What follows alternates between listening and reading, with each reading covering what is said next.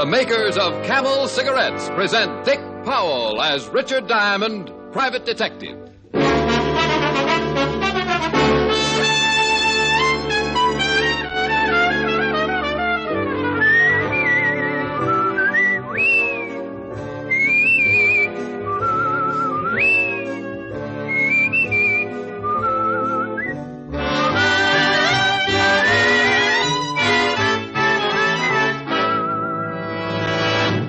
Steady pack after pack smoking is the only sensible way to tell how a cigarette will get along with your throat. In a test from coast to coast, hundreds of people smoked only Camels for 30 days. Noted throat specialists made weekly examinations and reported not one single case of throat irritation due to smoking Camels. Make your own Camel 30-day test. Smoke only Camels for 30 days. See how well Camels agree with your throat, pack after pack, week after week.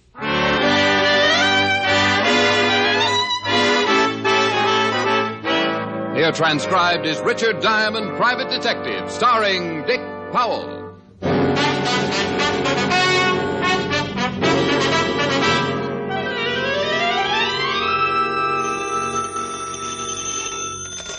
Diamond Detective Agency. Help. Rick, what's the matter? Just that, Helen, dear. Help. I haven't had a client in 3 weeks. Aw. Well, I'll take you to dinner tonight and fatten you up. No, I'm not hungry. You couldn't just send the money, could you? No. Go ahead and starve. Ferdy Parker asked me to dinner anyway. You remember Ferdy. Oh, sure. Your old boyfriend. The very old one. Rick, Ferdy's really a very nice boy. Plays polo divinely. So do horses. Well, do I go out with Ferdy or don't I? Helen, and lose the chance of watching me stuff myself? Now, you tell Ferdy you've got to do some research on a tapeworm. I'll see you in 10 minutes. Bye. Bye.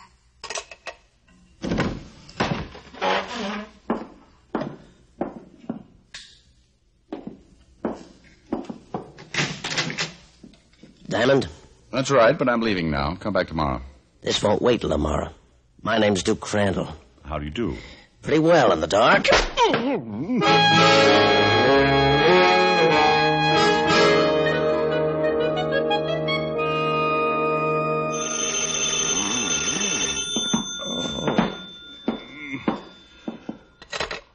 Yeah. Rick, dear, I know it's a nasty habit, but I get so annoyed when people keep me waiting over an hour. Oh, hello, Helen. Yeah. Well, I took a nap. That's nice. Bye. Honey, now wait a minute. 13 guys just beat me up. What did he look like? Well, he was very big and it was dark and I couldn't see him. Maybe it was Ferdy Parker. He's really a brute at heart. No, this guy was breathing. Rick, did someone really hit you? Honey, I may be kidding, but this bump on my head isn't. But why? The man didn't just walk in and hit you for no reason at all, did he? No, it's a hobby. Rick. Helen, if you don't believe me, just sit tight. I'm going down to the 5th Precinct to see Walt Levinson. I'll drop around and show you my bruises.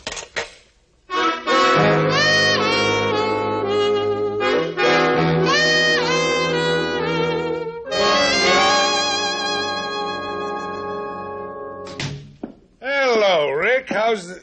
Well, what happened to you? I got engaged. She was lovely. Used gunpowder. Better get a beefsteak for that eye. My eye's not hungry. What I want now is to find a guy, Walt. Who? Said his name was Duke Crandall. Crandall? We've been looking for the Duke ever since he jumped bail on a blackmail charge. Oh? Know where he is now? If we did, he'd be in jail. How'd you get mixed up with him? I wish I knew. He just came into the office and sold me a fistful of dreams. You, sure it was the Duke? What did he look like? Oh, I couldn't see him too well in the dark. He was a big guy. Wore a flashy plaid overcoat. Yeah, the overcoat fits. Duke's a natty dresser.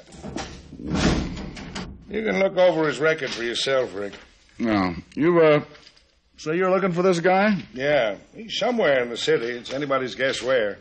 What about this blackmail charge? He was bleeding a city official. Duke used to work for Benny Rathman, the gambler. Some think Benny was behind it, but Duke's the only one we could grab off. Who put up his bail? Rathman? Yeah.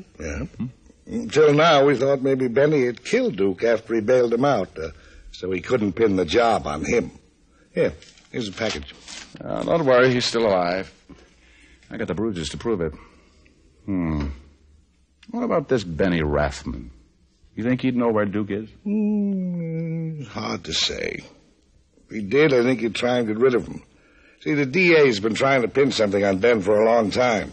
And if we find Duke and Benny is implicated in the blackmail, it'll be the DA's meat. Oh, I catch. So if Duke's smart, he let Benny bail him out and then goes in hiding before Benny can get to him. That'll make him twice as hard to find. You're really going looking for him, huh? Yeah, might as well. I don't mind getting slugged, but I'd like to know the reason why. Thanks, Walt. I left the 5th Precinct and hailed a cab. The fresh air made my head feel better, but my pride hurt all the way to the Blue Chip Club, owned and operated by Benny Rathman. As we pulled up, I lit a Camel, came to a little, and when I walked inside the club, I found a dissipated pianist playing worn-out love songs on a worn-out piano.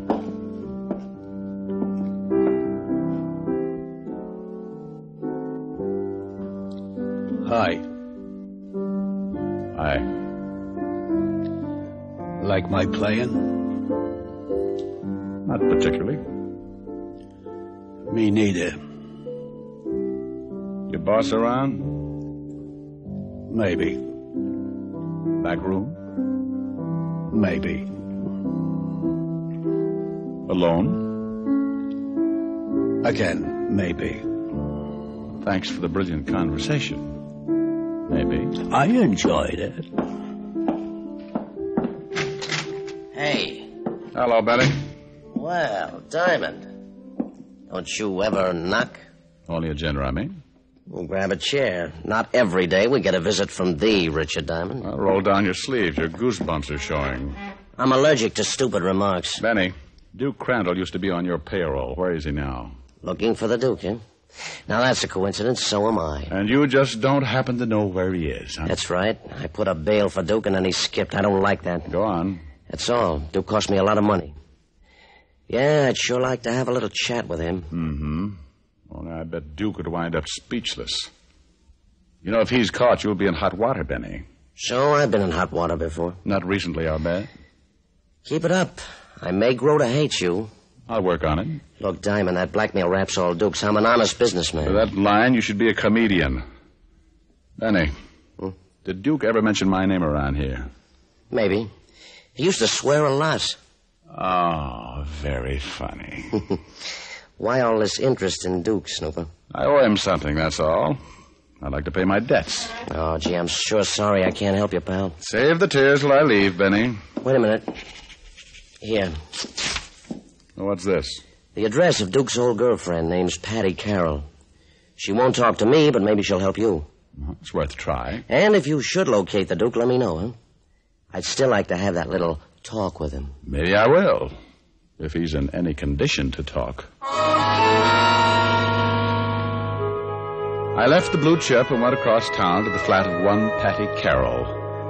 Benny described her as a one-time girlfriend of Duke's, and when she opened the door, I had respect for Duke's taste. She had the kind of figure that drives architects mad, and any other type of man, too, for that matter. Hi. You the television man? Do I look like a television man? How should I know? You're cute. Well, thanks. So are you.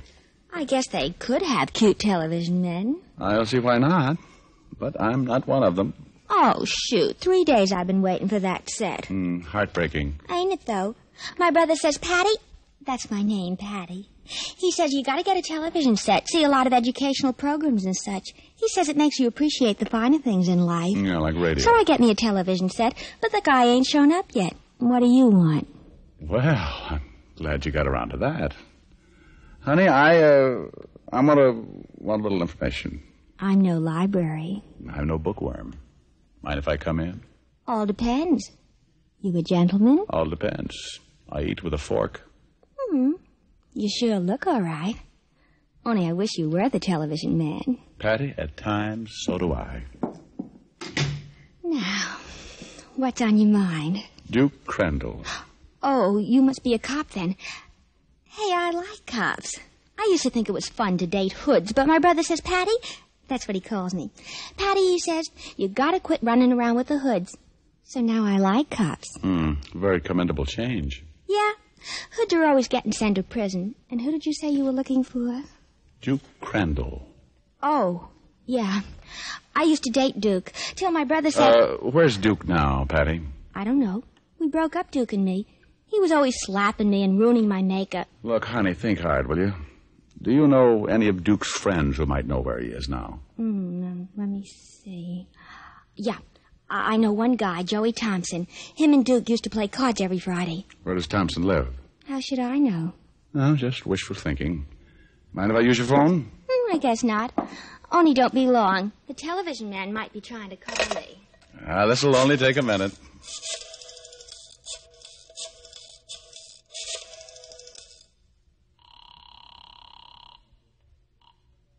Homicide, Lieutenant Levinson. Well, I got a problem. Oh. You know a guy named Joey Thompson? Thompson? I know a Charlie. Oh, yeah, Joe Thompson. Yeah, I know him. Used to be a small-time pickpocket. Where can I get in touch with him? Last I heard, he had a legit job. Runs a watch repair shop on Fountain Street. You can get the address in the phone book. Thanks, Walt. Call you later if anything develops. And thank you, Patty. You leaving? Don't you want to stay and watch television when it gets here? Oh, no, thanks. No. All that violence makes me nervous. Well, drop in again anytime. Hoppy goes on at 8, doesn't he?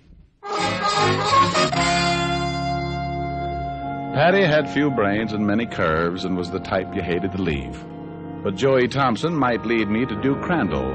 And curves can be dangerous if you don't watch your speed, I always say. The hall outside Patty's rock, and as I walked down it, I had the strangest feeling that someone was behind me. 2 seconds later, the strange feeling became one I was thoroughly familiar with. Oh, the wall spun around, and I spun with them. But on the way down, I caught sight of what had hit me. An ugly blackjack held by an ugly hand sticking out of the prettiest plaid overcoat you ever saw.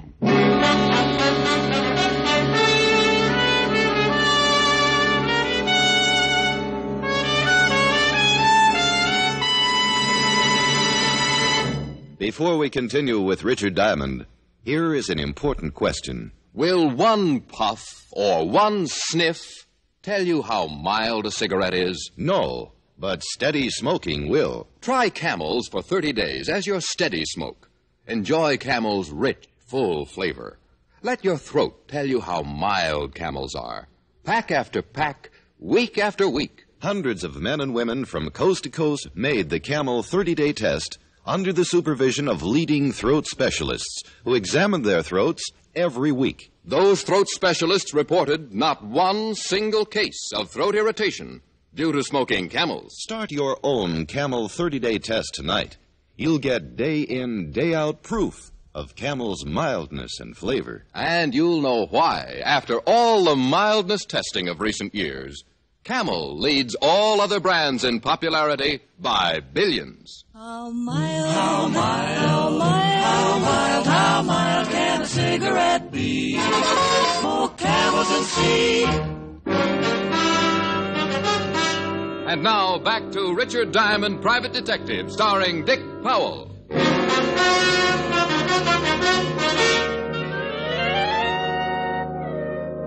At approximately 5 p.m., I had been worked over by a man named Duke Crandall, wearing a plaid overcoat. 1 hour later, I received the second installment, again by the man in the plaid overcoat. Monotonous? You know it. Hey, hey, wake up. Oh. Come on, that's a boy. You all right? Yeah, well, my head feels like a mashed potato. I heard the noise outside. You shouldn't lie around on the floor. Yeah, I know. So I dragged you in here. Oh, thank you, Patty. I'll remember you in my will, which may be in effect before long. Who slugged you?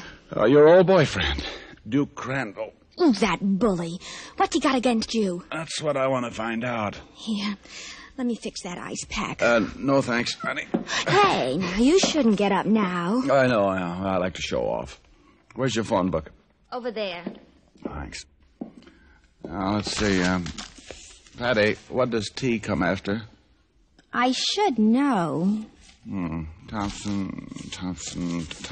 here it is.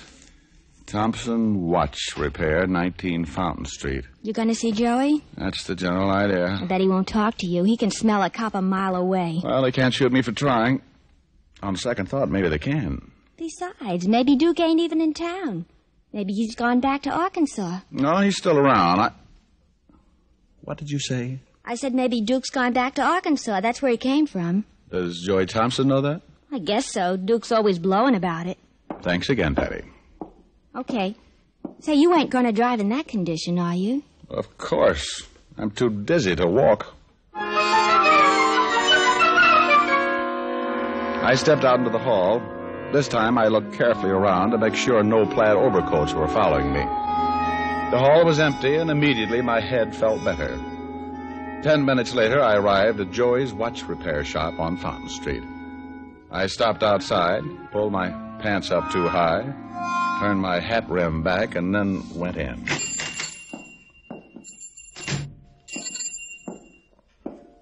Yeah, what can I do for you? Well, my name's Harold Appleknocker from Big Lake, Arkansas. Well, how are you, Mr. Applesucker? Appleknocker, Harold. Oh. Well, you got a watch? Watch? No, never use them. Down home, we go by the sun and the hogs. When the sun's straight up, it's noon, and when the hogs holler, it's dinner time. Look, pal, we don't repair hogs. Now, what do you want? Well, sir, I'm looking for a fellow named Crandall. What's that fella's first name? Something like Prince or King or, I don't know. It's one of them royalty fellas. Duke, maybe? That's it, Duke. That's the fella. You got the wrong place. Now, beat it. Oh, doggone it, that's what everybody tells me. Sure wish I could find that fella, give him his money, and go back home. The city life is killing me. Did you say money? Yeah, that's what I said, money. Plain as could be. You see, my cousin Josh is one of them lawyer fellas, and this Duke fella's uncle died and left him some money. Uncle Josh sent me up here to find him, and doggone, I sure wish I could. How much money? Friend, I don't rightly know.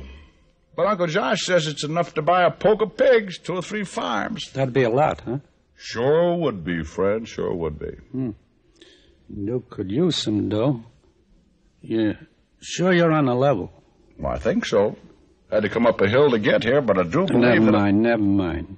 You got the money for Duke? Nope, but I got this here paper I'm supposed to watch him sign, and then Uncle Josh will send him the money. Well, wait a minute. You stay right there.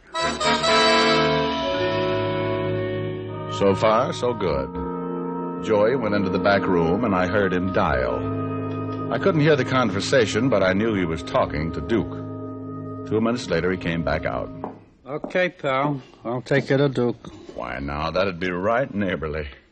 Only I don't want to take you away from your work, and you just tell me where I can find him. Duke says to bring you. The shop will keep. Now move. Joey locked the door, and then we went to his car and drove to the warehouse section. He pulled up in front of a deserted warehouse, stopped, and blew his horn twice. Pretty soon, a big man wearing striped trousers and a loud check sport coat came out of the warehouse and over to the car.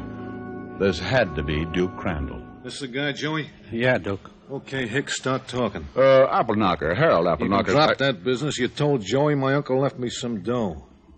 Oh, you ain't got an uncle, friend. No, I was afraid of that. Yeah. Now, what's your name? How about a Swedish dialect?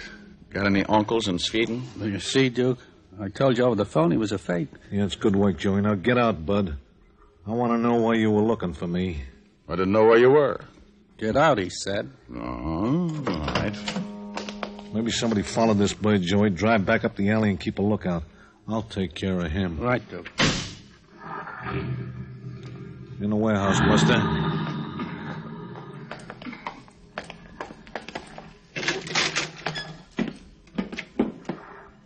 That's good. Now you better tell me what's your wrangle. I suppose you tell me first. I don't get you. Turn on a light. My name's Diamond, remember? The guy you nominated for a punching bag. You don't make sense. What? I don't know anyone named Diamond. Where are your lights? I still don't know you. You stand there and tell me you've never seen me before? Yeah, that's right. I suppose you do some talking. Well, all I know is that a guy in a plaid overcoat came into my office and said he was Duke Crandall. Then he sapped me. An hour later, the same guy in the same overcoat repeated the process. So you came looking for me? That's it. Well, it's too bad.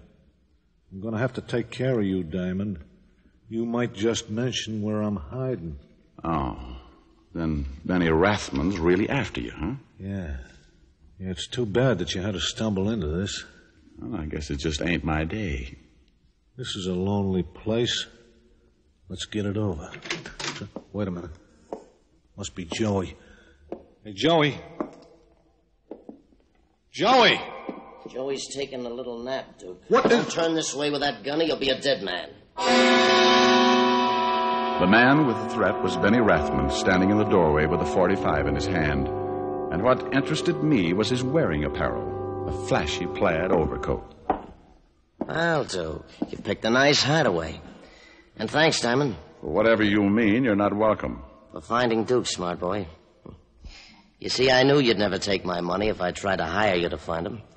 So I posed as him in this overcoat. I knew you'd get mad enough and look for him on your own. Well, aren't you cute? Thanks. It was easy. Tailed you, and you brought me right here. Hey, look, Benny, let's talk all this over, eh? I wasn't going to rat on you. Hey, look, I'll even take the rap on that blackmail charge. Doogie, I like you, but business is business. But... No buts, Doogie. Now you, Diamond. I was afraid you'd get around to that. But then I'm not really worried. You're not a very good shot, even at close range. What? You didn't even kill Duke. Get him, Duke. The ruse worked, and Benny turned around quickly. He was too far away for me to lunge at him, so I grabbed the next best thing, the light switch. All right, Diamond. I should have expected some trick from you, but I've got lots of time. You've got no gun. Let's play cat and mouse, huh? I crouched behind some crates as Benny came closer. He was right about the gun. I felt as helpless as a rabbit in a traffic jam. And then I noticed there were 3 crates piled on top of the one I was behind. It was a long chance, but better than none at all. Benny got closer, and I waited.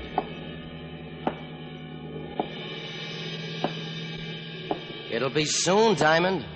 I'm getting accustomed to the dark now. I'll find that light switch soon, and I'll get you...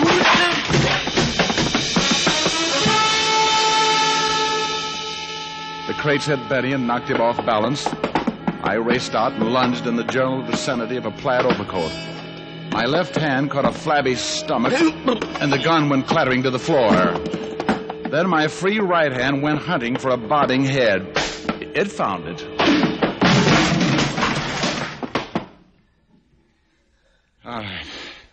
All right, Betty, get up. Oh. I beg your pardon? Oh. Well, I'll quote you on that. Now then, upsy daisy. Attaboy. Oh, my head. Hurts, doesn't it? But you know, Benny, you hit me twice today, and I've only hit you once. Now, that's hardly fair, is it?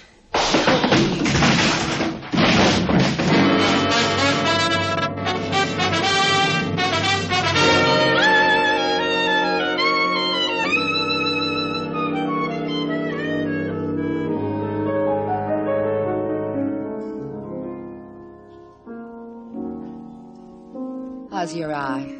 Oh, still at half-mast. Here, put this steak on it. That? That's a whole cow. You could feed a family with that thing. Now stop clowning and put it on your eye. All right. Notice anything different? Yeah, it covers my whole face. No. I mean about me. No. New dress? New hairdo? Well, you're too young for new teeth. I give up. New perfume. Smell. Nice. Yeah. What's the occasion?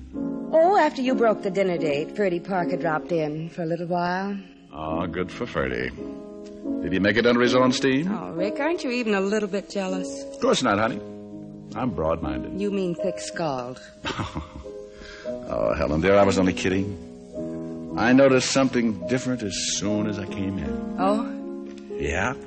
You finally got your piano tuned. Rick.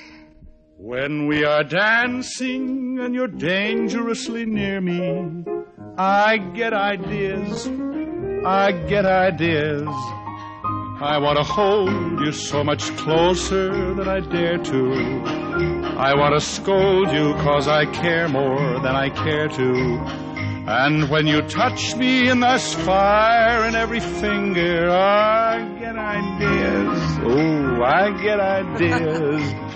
And after we have kissed goodnight and still you linger, I kind of think you get ideas too. Your eyes are always saying the things you're never saying. I only hope they're saying that you could love me too. For that's the whole idea, it's true. That lovely idea that I've fallen in love with you. Rick. Mm-hmm. I'm also wearing a new lipstick. Why, Helen, aren't we full of surprises tonight? Come here. And people feel sorry for me when I get beat up.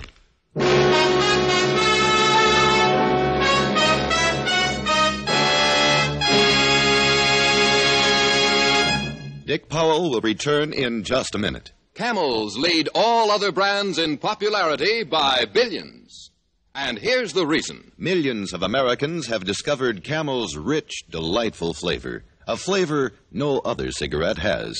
They found out how mild Camels are, how well Camels agree with their throats. Start enjoying the cigarette that's enjoyed most in America. Start enjoying mild, flavorful Camels tonight. How mild can a cigarette be? Make the Camel 30-day test and you'll see. Smoke Camels and see. Here's Dick Powell with a special message. Thank you. Ladies and gentlemen, in 1952, as in the past, the makers of Camels will continue to send thousands of packs of Camels to hospitalized men and women of the armed forces every week. This week, the gift Camels go to Veterans Hospitals, Wichita, Kansas, and Montgomery, Alabama. U.S. Army Station Hospital, Fort Custer, Michigan. U.S. Naval Hospital, Pensacola, Florida. And to the Military Air Transport Service, which evacuates virtually all overseas wounded personnel. Now until next week, enjoy Camels. I always do.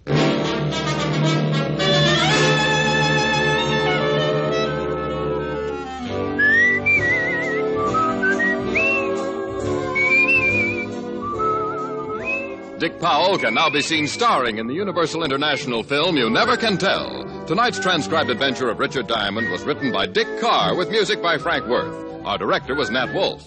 Virginia Gregg played the part of Helen Asher. Alan Reed was Lieutenant Levinson. Others in the cast were Herb Butterfield, Sidney Miller, Sandra Gould, and Sheldon Leonard. There's more genuine pipe-smoking pleasure in Prince Albert. Let the singers tell you why. The bite is out and the pleasure's in when you smoke Prince Albert. It's specially treated not to bite your tongue. The bite is out and the pleasure's in. Pack your pipe with Prince Albert, the national joy smoke. The bite's out and the pleasure's in. And now there's more tobacco in every tin. Listen next week for another exciting adventure of Richard Diamond, starring Dick Powell. This is Your FBI. The official broadcast from the files of the FBI follows immediately. Stay tuned. This program came to you from Hollywood. This is the American Broadcasting Company.